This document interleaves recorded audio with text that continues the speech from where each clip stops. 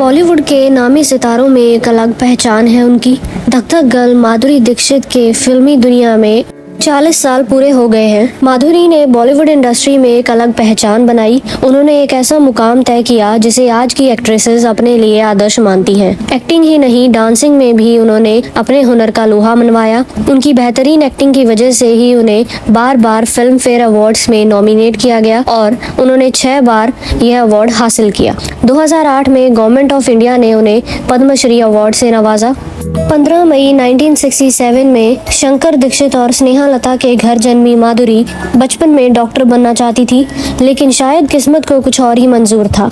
माधुरी सिर्फ 16 साल की थी जब उसे उसकी पहली फिल्म अबोध मिली, जो कि 1984 में रिलीज हुई। माधुरी की 2 बहनें हैं, भारती दीक्षित और रूपा दीक्षित। रूपा दीक्षित की एक दोस्त थी, उसके लिंक्स राजश्री प्रोडक्शन हाउस में थे। राजश्री प्रोडक्शन हाउस उस वक्त एक ऐसे चेहरे की तलाश में था जो देखने में भोला भाला लगे। रूपा दीक्षित की उस दोस्त ने माधुरी को इस रोल के लिए रेकमेंड किया।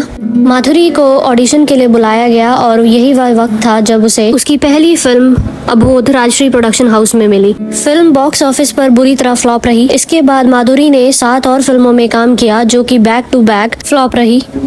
माधुरी के करियर को एक नई उड़ान देने का श्रेय उनकी दमदार एक्टिंग के साथ साथ प्रोड्यूसर रिकू राकेश नाथ को भी जाता है। रिकू ने उनके साथ 28 साल काम किया। वो रिकू ही थे जो माधुरी का पोर्टफोलियो लेकर अलग अलग प्रोडक्शन हाउसेस में गए, क्योंकि उन्हें माधुरी के टैलेंट पर भरोसा था। हालांकि माधुरी रिकू राकेश को नहीं जानती थी, लेकिन जब रिकू ने उनसे बात की तो माधुरी रिकू के साथ काम करने के लिए रेडी हो गई। आती दिनों में वे माधुरी को सपोर्टिंग एक्ट्रेस का रोल दिलाने में कामयाब रहे। उनकी पहली सुपरहिट फिल्म तेजाब में लीड एक्ट्रेस का रोल भी उन्हें रिकू राकेश ने ही दिलवाया। इस फिल्म का गाना 1 2 3 आज भी दर्शकों के दिलों पर राज करता है। इस फिल्म में माधुरी की एक्टिंग और उनके डांस की जमकर तारीफ हुई। तेजाब ही वो फिल्म थी जिसने माधुरी को रातों रात स्टार बनाया। इसी साल 1988 में उनकी एक और फिल्म दयावान रिलीज हुई विनोद खन्ना के ऑपोजिट। विनोद खन्ना, जो कि उम्र में उनसे 20 साल बड़े थे, उनके साथ इंटीमेट सीन करके माधुरी ने सबको चौंका दिया। इसके बाद बॉलीवुड की डांसिंग डीवा को बड़ी फिल्में मिलने लगी, इसमें वह लीड एक्ट्रेस का रोल करती। 1993 में उन्होंने जैकी श्रॉफ और संजय दत्त के साथ खलनायक फिल्म में काम किया। ये फिल्म उस साल की सबसे बड़ी सुपरहिट मूवी थी। 1994 में आई हम आपके हैं कौन, जिसने फिल्म इंडस्ट्री में नए रिकॉर्ड सेट किए। ये फिल्म उस वक्त की वर्ल्ड वाइड सबसे ज्यादा कमाई करने वाली पहली बॉलीवुड फिल्म बनी। गिनीज वर्ल्ड रिकॉर्ड्स में भी फिल्म का नाम दर्ज हुआ। आने वाले 7 सालों तक इस फिल्म के रिकॉर्ड्स को कोई दूसरी फिल्म नहीं तोड़ पाई। सबसे पहले हाईएस्ट ग्रॉसिंग फिल्म इसके बाद थी गदर। इसके बाद माधुरी ने बहुत सारी सुपरहिट फिल्में दी, जैसे कि त्रिदेव, राम लखन, हम आपके हैं कौन, हम तुम्हारे हैं सनम, दिल तो पागल है, देवदास और ना जाने कितनी ही।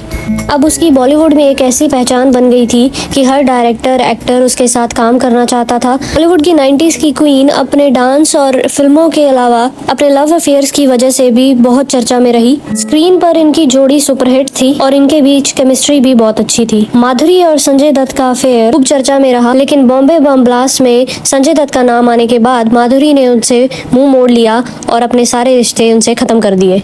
अनिल कपूर के साथ उनके अफेयर की अफवाहें भी बहुत उड़ी। उनकी ऑन स्क्रीन केमिस्ट्री तो बहुत अच्छी थी ही, लेकिन कहा जाता है कि ऑफ स्क्रीन भी उनमें बहुत बनती थी। पर दोनों ने कभी भी मीडिया में ये बात नहीं कबूली कि उनका अफेयर चल रहा है। माधुरी का नाम क्रिकेटर अजय जडेजा के साथ भी जुड़ा। उस वक्त दोनों अपने करियर में पीक पर थे, लेकिन 1999 में अजय का नाम मैच फिक्सिंग में आने के बाद माधुरी ने उनसे मुंह मोड़ लिया। इसी साल माधुरी अमेरिका गई और वहाँ पे उनकी मुलाकात डॉक्टर श्रीराम नेने से हुई। दोनों ने कुछ वक्त डेट किया और उसके बाद शादी करने का फैसला किया। इंडिया आकर उन्होंने अपने सारे प्रोजेक्ट खत्म किए और उसके बाद यूएस जाकर डॉक्टर नेने से शादी कर ली। रिसेप्शन मुंबई में हुई और बहुत सारी नामी हस्तियां रिसेप्शन में पहुंची, जैसे कि महाराष्ट्र के सीएम विलास राव देशमुख, बाल ठाकरे, दिलीप कुमार, यश चोपड़ा। ताजुब की बात तो ये थी कि डॉक्टर नेने माधुरी को जानते तक नहीं थे। उन्हें नहीं पता था कि वह एक फिल्म स्टार है। इसके बारे में बात करते हुए माधुरी कहती हैं कि यह उनके लिए अच्छी बात थी कि नेने उन्हें पहले से नहीं जानते थे और दोनों को टाइम मिला एक दूसरे को जानने के लिए। अपने परिवार को संभालने के लिए उन्होंने फिल्मी दुनिया से कुछ देर तक दूरी बनाकर रखी। 2006 में उन्होंने पर्दे पर वापसी की फिल्म आजा नचले से। ये फिल्म फ्लॉप रही। 10 साल यूएस में रहने के बाद 2011 में अपनी पूरी फैमिली के साथ वो इंडिया वापस आ गई। 2013 में उन्होंने ये जवानी है दीवानी में स्पेशल अपीयरेंस की और आइटम सॉन्ग घाघरा रणबीर कपूर के साथ किया। इसके बाद उन्होंने डेढ़ इश्क किया गुलाब गैंग फिल्म की जूही चावला के ऑपोजिट। 2018 में अपने हस्बैंड के साथ उन्होंने production company R&M moving pictures खोली। आज उनकी प्रोडक्शन हाउस की मराठी फिल्म पंचाक रिलीज हुई। टीवी की बात करें तो माधुरी बहुत सारे शोज में जज बनकर आई हैं, जैसे कि नच बलिए, झलक दिखला जा। लंबे अरसे बाद उनकी हिट फिल्म आई 2019 में टोटल धमाल। इसके बाद उन्होंने 2022 में OTT पे डेब्यू किया नेटफ्लिक्स की web series the fame game के साथ। अपने 40 साल के करियर में माधुरी ने बहुत सारी हिट फिल्में दी। 10 साल उन्होंने पर्दे पर राज किया। साल 2000 में गिनीज वर्ल्ड रिकॉर्ड्स ने उन्हें हाईएस्ट पेड इंडियन एक्ट्रेस का खिताब दिया, तो 2001 में फोर्ब्स में उन्होंने 5th पोजीशन बनाई पावरफुल इंडियन फिल्म स्टार्स की लिस्ट में। माधुरी का नाम उन चंद एक्ट्रेसेस में भी शामिल है जिन्हें पंडित बिरजू महाराज द्वारा कोरियोग्राफ किया गया कथक डांसिंग के लिए फिल्मों में। तो ये थी एक छोटी सी कहानी डांसिंग दीवा माधुरी दीक्षित के बारे में, जिनकी खूबसूरती और एक्टिंग के कायल लोग आज भी दुनिया में हैं।